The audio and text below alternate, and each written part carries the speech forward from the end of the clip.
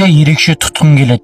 Ол сыртқа шыққан кезде барлық қаруланған күзетшілер бірден қаруларын төмен түсіреді. Ал түрмедегі тұтқындар қуанышпен сыртқа қарай жүгіреді. Түрме бастығы да оны жеке қарсы алу үшін ерекше дайындалады. Бұрынғы 3 жұлдызды генералы аты аңызға айналған Юджин Оуэн еді. Отан үшін сан мәрте қызмет еткен, армияда зор беделге ие адам. Оны барлығы дерлік пір тұтады. Алайда бір әскери операция кезінде ол президенттің бұйрығын орындамады. Өз қалауы бойынша әрекет етіп, нәтижесінде 20-дан астам сарбаз қаза тапты. Осы оқиғадан кейін ол әскери трибуналға тартылады. Бірақ Оуэн өз мәртебесін пайдаланып, өзін ақтап алуға тырысқан жоқ. Керісінше ол өз кінәсін мойындап, жазаға ерікті түрде көнді. Сот үкімі бойынша ол 10 жыл бас бостандығынан айырылады. Оуэн түрмедегі алғашқы күнінде ерекше құрметке ие болды. Түрме басшысы оны жылы қарсы алып, үлкен ықыласпен түрменің жағдайы туралы айтып береді. Бұл түрме ескі қамалдың орнына салынған еді. Мұнда кезінде қателікке бой алдырған әскери қызметкерлер жазасын өтейді. Түрме басшысы жалпы трофей жинағанды жақсы көретін, бірақ өзі ешқашанда соғыс майданында болмаған. Ол әсіресе әскери жәдігерге ерекше құмар еді. Оның ең үлкен мақтанышы аты аңызға айналған генералдың бірі жазған өмірбаян туралы кітап. Басшы Оуэннің сол кітапқа қолтаңба қоюын сұрамақ болады. Алайда дәл сол сәтте Оуэннің адъютантпен сөйлесіп жатқанын кездейсоқ естіп қалады. Оуэн солдатқа айтып жатады: бұл трофейлерге тек соғыста болған адамның ғана қолы тиюіне құқығы бар, ал соғыс көрмегендердікі жай далбаса.